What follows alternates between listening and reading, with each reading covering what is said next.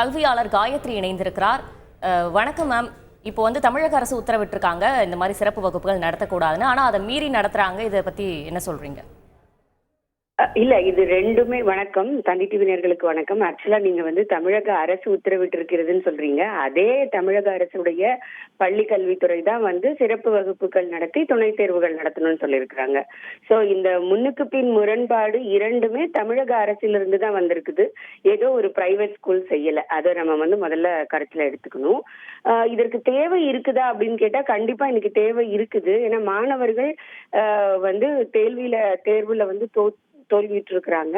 அப்ப அவர்களுக்கு ஒரு சிறப்பு பயிற்சி கொடுத்தாதான் பாஸ் பண்ண முடியும். ஏன்னா ஏற்கனவே நம்ம சொல்லி கொடுத்த விதத்துல அவர்கள் எழுதினதுல அவங்க ஃபெயிலா போயிருக்கும் பொழுது இந்த கொஞ்சமாவது அவங்களுக்கு ட்ரெயின் பண்ண வேண்டியது அவசியமாக இருக்குது.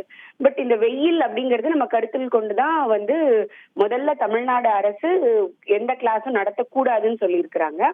இதுல 2-3 விஷயம் நம்ம பார்க்க வேண்டியது இருக்குது. ஏன்னா ஒரு பள்ளிக்கூடத்துல 40 பிள்ளைங்க 50 பிள்ளைங்க ஃபெயில் ஆக போறது இல்ல. ஒரு 5 பிள்ளைங்களோ ஒரு 10 பிள்ளைங்களோ அந்த மாதிரி தான் ஒரு 10th ஸ்டாண்டர்ட்னு வரும்பொழுது ஃபெயிலா போயிருக்கும் கவர்மெண்ட் ஸ்கூலை பொறுத்த வரைக்கும். அப்படி இருக்கிற பட்சத்துல அந்த ஆசிரியர்கள் அந்த மாணவர்களுக்கு ஒரு சிறப்பான ஒரு சூழ்நிலை ஏற்படுத்தி கொடுக்கணும். ஏன்னா இது தவிர்க்க முடியாதது ஆயிடுச்சு. துணை தேர்வுகள் டேட்டும் அனௌன்ஸ் பண்ணிட்டீங்க. ஏற்கனவே ஸ்டூடெண்ட் ஃபெயில் ஆகி போயிட்டான். அப்ப அவனை திரும்ப பாஸ் பண்ண வைக்கிறது தான் நம்முடைய நோக்கமாக இருக்கணும். அப்ப அதற்கு பயிற்சி அவசியம். அப்ப அந்த பயிற்சி காலகட்டத்துல என்ன நம்ம அவங்களுக்கு ஒரு பாசிட்டிவான ஒரு என்விரான்மெண்ட்டை கிரியேட் பண்ணணும் அப்படின்னு தான் யோசிக்க முடியும். ஆனால் இது ஆசிரியர்களுக்கு ஒரு மிக பெரிய பணிச்சுமை. ஏற்கனவே இப்பதான் அவங்க வேல்யூவேஷனே முடிச்சுட்டு வந்திருப்பாங்க. நிறைய பேர் டீச்சர்ஸ் கண்டினியூஸா லீவ்ல இருக்காங்க அப்படின்னு சொல்லுவாங்க.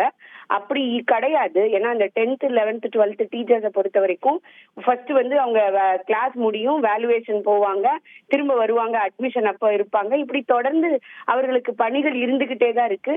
அதற்கு நடுவுல திரும்பவும் ஒரு பயிற்சி அப்படிங்கிறது அவர்களுக்கு ஒரு கூடுதல் சுமை தான்.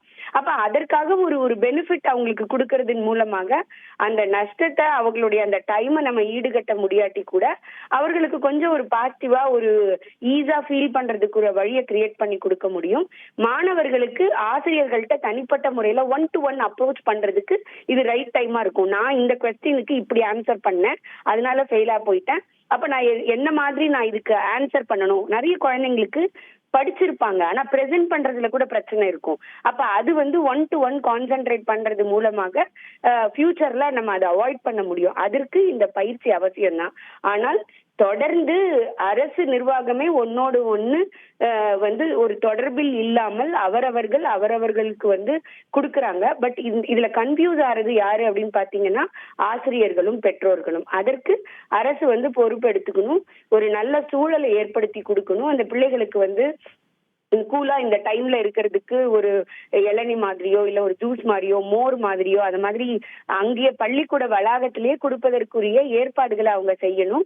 அதே மாதிரி டைமிங்கை கன்சிடர் பண்ணணும். நான் half a day வைக்கிறேன், மத்தியானம் வெயில்ல நீ கிளம்பிப்போ அப்படின்னு சொல்லாம அந்த டைமிங்ல அவங்க கான்சென்ட்ரேட் பண்ணலாம். அதுக்கு என்ன ஏற்பாடுகள் செய்ய முடியும்னு யோசிக்க முடியலாம். இதெல்லாம் தான் நம்ம செய்யக்கூடிய விஷயமே தவிர இப்ப இதை தவிர்க்கவோ இல்ல வேண்டான்னு சொல்லவோ முடியாது அப்படின்னு நான் நினைக்கிறேன்.